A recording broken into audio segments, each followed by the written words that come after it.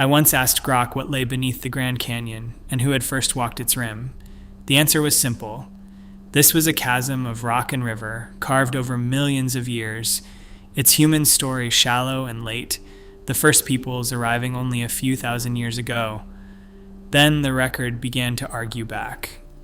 In 1909, a newspaper claimed a hidden city was sealed inside its cliffs.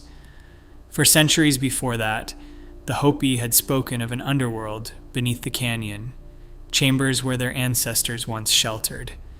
And when scientists finally read what the canyon in the wider Southwest truly held, the answer was older and stranger than any lost city a headline could invent. Something had been here far longer than anyone had reached for. The question was what, and how deep the truth actually ran, buried in stone and sand. To understand what the Grand Canyon might be hiding, you have to understand what it actually is. Most people know it as a view.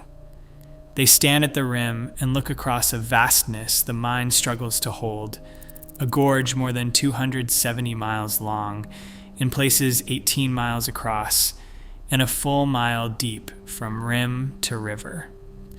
Below them, the Colorado runs green and narrow, the blade that cut all of this across a span of time so long it stops meaning anything. Layer sits on layer down the walls until the oldest rock at the bottom reaches back nearly 2 billion years. It is one of the most studied landscapes on the planet and far less known than it looks. Because the canyon is not a single open valley, scoured clean for anyone at the rim to read, it is a broken country of cliffs and side canyons and hidden ledges, and threaded all through it, sealed inside the rock, are caves. The red wall limestone alone, a great pale band that runs like a ribbon along the walls, holds extensive natural cave systems, hollows and passages dissolved out of the stone over ages of water and time.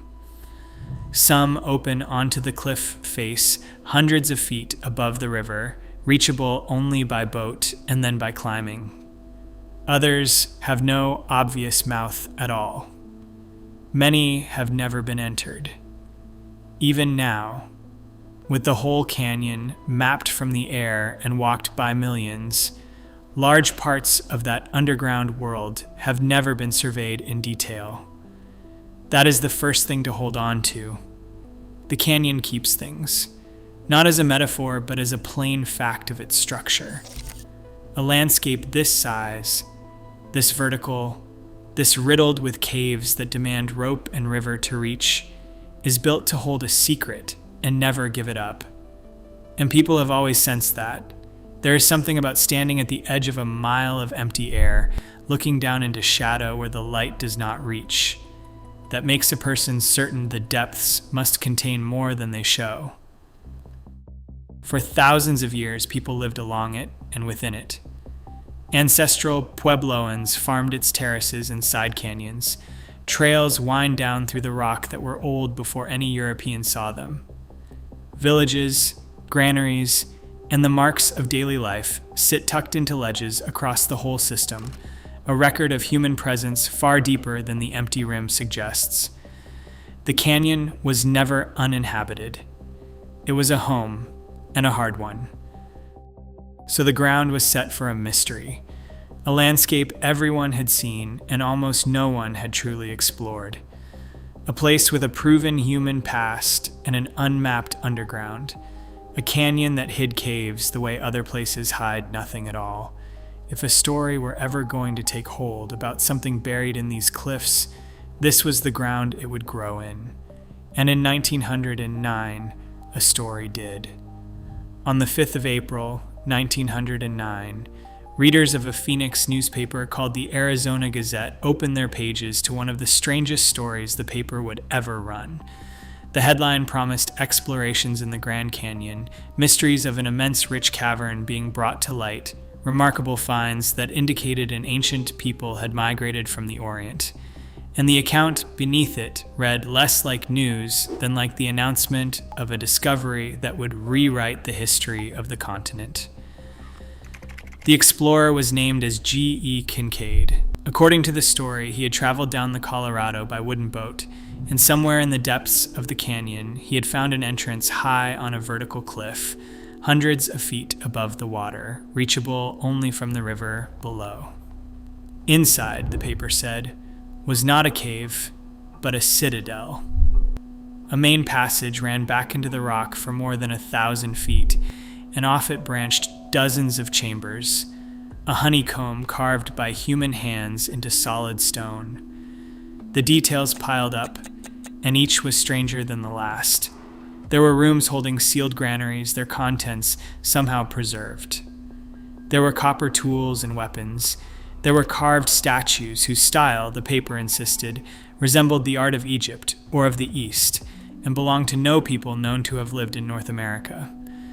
Seated in the chambers, wrapped and upright rather than laid flat, were mummies. On the urns and the walls ran rows of hieroglyphics that no one on the expedition could read, symbols the Smithsonian was said to be straining to translate, because the Smithsonian, the story claimed, was behind all of it. The institution was financing the work, and a professor named S.A. Jordan had come to lead the study. The conclusion the article reached for was staggering.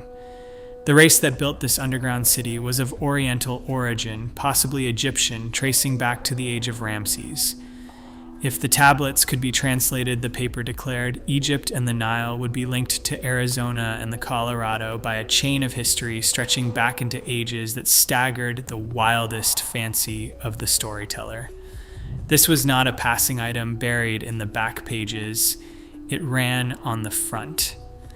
And 4 days later, on the 9th of April, the Gazette returned to it, expanding the account, describing the professor's enthusiasm, adding to the layout of the chambers and the wealth said to be waiting inside.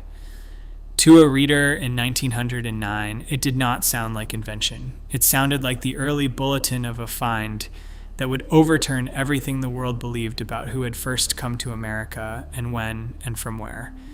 And then, having promised all of that, the story simply stopped.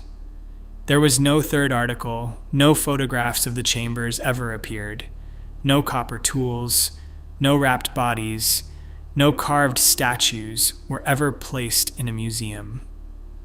No scientific report followed, no measured plans, no formal account of the greatest archaeological discovery ever made on the continent.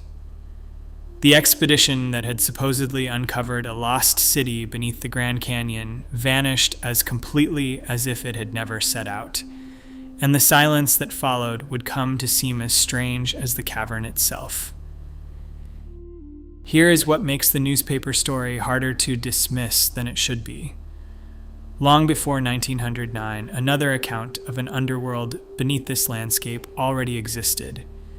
It did not come from a newspaper. It came from the Hopi, whose ancestors had lived in this country for a very long time, and who carried it not in print but in memory, passed with care from one generation to the next. The Hopi tradition speaks of emergence. In their oldest teachings, humanity did not begin in the world we know. It passed through earlier worlds before this one, and each of those worlds ended in catastrophe. Each time, a remnant was guided to safety and brought through into the next age. The present world, in this telling, is the one the ancestors reached after climbing up from below, entering through a sacred opening called the Sipapu, a real place in the northern landscape rather than a symbol of heaven. To the Hopi, this was never merely a story. It was history and identity, the account of where a people came from. And the tradition holds that when the ancestors were still below, they were not alone. Already living in the world beneath the earth were beings the Hopi, remember as the ant people. The name misleads anyone hearing it for the first time because the descriptions do not resemble insects. They were remembered as intelligent beings who dwelled in underground chambers and knew the hidden places of the world below. In the times of destruction, when the surface was made unlivable, it was these beings who sheltered the ancestors, who fed and protected them until it was safe to climb toward the light again. Some accounts describe them as taller than ordinary people. Some remember them as covered in hair. Nearly all agree that they belong to the world beneath and not to the villages later built above. None of this is offered here as literal fact, and it is important to be exact about that. These are sacred teachings and preserved oral history, studied by anthropologists as elements of Hopi cosmology, held by many Hopi to this day as spiritual truth. They are a documented worldview, carefully remembered across centuries. They are not a scientific account of an underground city, and the tradition itself does not ask to be read as one. But set it beside the newspaper, and the resonance is difficult to ignore. A reporter in Phoenix described hidden chambers deep inside the Grand Canyon, sealed remains, passages running back into the rock. The Hopi described an underworld beneath this same landscape, chambers below the earth, beings who had dwelled there before the ancestors arrived. The parallels prove nothing. They do not mean the newspaper was true, and they do not turn oral tradition into archaeology, but they raise a question worth holding on to. Could two entirely separate sources, one a sensational article printed in a single year, the other a tradition preserved for generations before it, be circling the same landscape, the same deep instinct that something lay beneath these cliffs? The question sharpens rather than settles, and to answer it, someone had to test the story the newspaper told. So people went looking. And the first place they looked was not the canyon, but the institution the story leaned on, because everything rested on a single claim. The Smithsonian was said to be financing the work. If that were true, there would be a trail. An expedition of that scale leaves records behind it: correspondence, funding, field notes, an archaeologist on the payroll. So researchers asked the Smithsonian directly, and the answer came back plain. The institution had no record of any explorer named G.E. Kincaid. It had no record of a Professor S.A. Jordan connected to any Grand Canyon expedition. It had never funded such work, and held no artifacts matching anything the article described. The rest of the trail was just as empty. The article had no named author. No other newspaper carried the story. There was no follow-up, no measured plan of the chambers, no photograph of a single wrapped body or copper tool. Though the explorer was said to have carried a fine camera, nothing was ever placed in a museum, nothing was ever published in a scientific paper. For a find meant to link Egypt to Arizona and rewrite the peopling of a continent, it left behind precisely nothing a person could hold. Set against its own moment, the story began to make a different kind of sense. In 1909, newspapers competed hard for readers, and sensational tales were a known way to sell papers on a slow week. The era printed genuine discoveries beside outright inventions, and a tale of a lost Oriental city hidden in an iconic American canyon was almost purpose-built to catch the eye. The logic inside the article strained as well. It never explained how ancient Egyptians could have crossed to inland Arizona, or why they would settle in a remote gorge, or how a lone explorer's accidental find had summoned a full institutional expedition within months. And then there was the canyon itself, which has been searched thoroughly in the century since. Treasure hunters have followed the article's clues and found the landmarks refusing to line up. Park rangers who know the terrain report no such site in their records or their experience. Modern surveys using ground-penetrating radar and aerial mapping have documented a great many genuine archaeological sites across the canyon, and not one of them is a mile-long citadel of granaries and mummies and hieroglyphic tablets. When real sites exist in this landscape, they are found and studied. This one never has been, because there is nothing there to find. So the verdict has to be stated honestly. The underground Egyptian city was a fabrication, a piece of newspaper invention that has outlived its makers by more than 100 years. The mystery was never whether the Gazette printed the story. It plainly did, and the pages still exist. The mystery was whether the events inside it ever happened, and the weight of every check that can be made says they did not. But proving a newspaper wrong is not the same as proving a canyon empty. The story was false. That did not mean nothing lay beneath the cliffs. It only meant the real thing had not yet been found. Because something was down there, not in a fabled citadel a mile deep, but in the real caves the canyon truly holds, sealed in its cliffs the way the red wall limestone seals everything given to it. And when it was found, it turned out to be older than the newspaper had dared to imagine, and far more human than golden urns and wrapped kings. The place is called Stanton's Cave, a natural opening in the walls of Marble Gorge, high above the river in the upper reaches of the canyon. In the middle of the last century, a river runner named Bus Hatch came upon something strange inside it, and later the archaeologist Robert Euler excavated the site properly, digging back through the dry, protected sediment the cave had kept undisturbed for thousands of years. What he and others recovered from Stanton's Cave and from caves like it across the canyon was not treasure in any ordinary sense. It was small and quiet and extraordinary.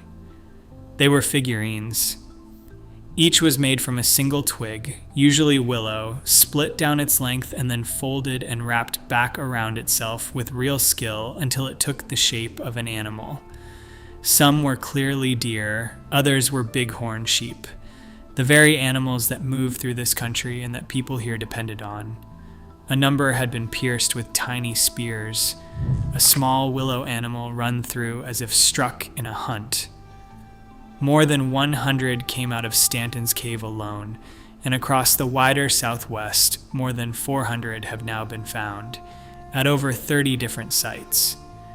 Their age is the thing that stops you. These were not the work of any recent people. Radiocarbon dating placed them at roughly 4,000 years old, with results from these caves clustering between about 4,300 and 3,700 years before the present. The scientists Robert Euler and Alan Olson published some of the earliest of these dates in the journal Science in 1965, and the picture was clear. The figurines belonged to the desert archaic, the hunter-gatherers who moved through the Southwest long before farming, long before the Pueblo and villages, long before anything the Gazette had gestured at. And they were not idle carvings. The care taken to make them, the spears driven through their bodies, the deliberate way they were left in deep and difficult caves, all of it points to ritual, most likely a hunting ritual, an act of intention rather than a discarded toy. In some caves, the figurines were placed among the bones of animals that no longer exist, including an extinct mountain goat that had vanished from these cliffs at the end of the Ice Age. People had climbed into the dark of the canyon thousands of years ago and left these small-shaped animals in the company of far older bones, for reasons we can feel the edge of but never fully read. This was the lost world the canyon had actually kept. Not an imported civilization of Egyptians who never came, but the real, patient, spiritual life of people who belonged here, sealed in the rock for 4,000 years, and finally brought back into the light. The newspaper had promised a buried race and delivered nothing. The caves had promised nothing and delivered the truth. And the truth, once you widen the view beyond the canyon walls, was only beginning to grow stranger. To see how much stranger, you have to leave the canyon and cross a stretch of desert to the southeast, into New Mexico, to a place called White Sands. Today it is a basin of pale gypsum dunes, dry and blinding under the sun. But at the end of the last ice age, it was a wetland, the margin of a shallow lake called Otero, and along its muddy shores, people walked.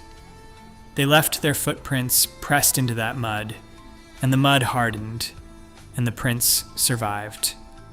Discovered in 2009 and excavated a decade later by a team from Bournemouth University working with the National Park Service, they are among the most human things ever pulled from the deep past. Not tools, not bones, the actual tracks of people going about their lives. And then the dates came in and they broke something.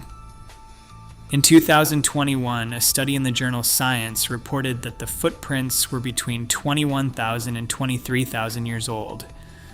That number was not supposed to be possible. For most of the last century, the accepted story held that people first entered the Americas around 13,000 years ago, crossing from Siberia as the Ice Age loosened its grip and the ice sheets pulled apart to open a way south. White sands placed people here thousands of years before that, in the depths of the last glacial maximum, the coldest window of the whole era, when the door was supposed to be shut. A finding that large draws fire, and it should.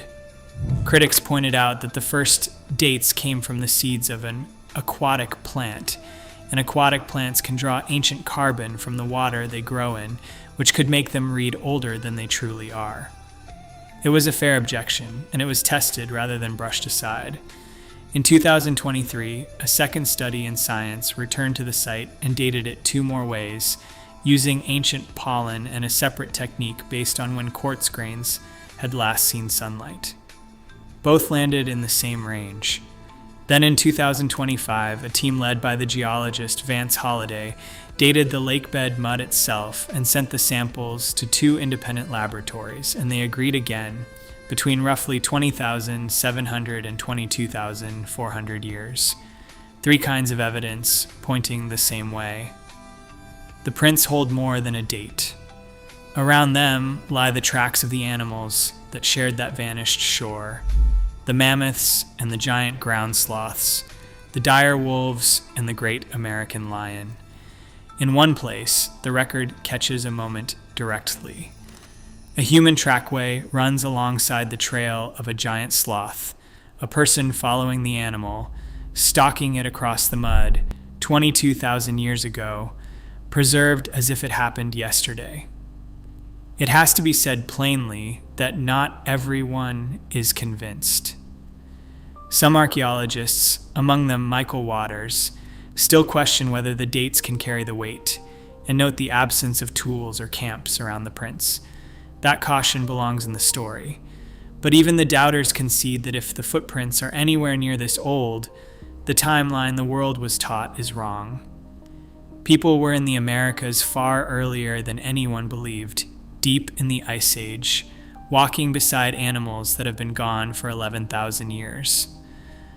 This was the real rewriting of human history the old newspaper had only pretended to offer. And it left one question still open. Who were they? The answer to that question does not come from the footprints, which hold no bone and no blood. It comes from a different corner of the Southwest, and from a people who are still here to give it. In 2025, the journal Nature published a study unlike most that came before it, because the people it was about had asked for it and helped to lead it. The Picuris Pueblo, a small tribal nation in northern New Mexico, had watched outsiders drill and dispute their land, and they turned to genetics to say that their roots ran deep. They reached out to the geneticist Eski Willerslev and his colleagues, and together, with the tribe holding the right to stop the work at any moment, the team sequenced the genomes of 16 ancient Picuris individuals who had lived between roughly 1300 and 1500 of the present era, and compared them with 13 living members of the tribe.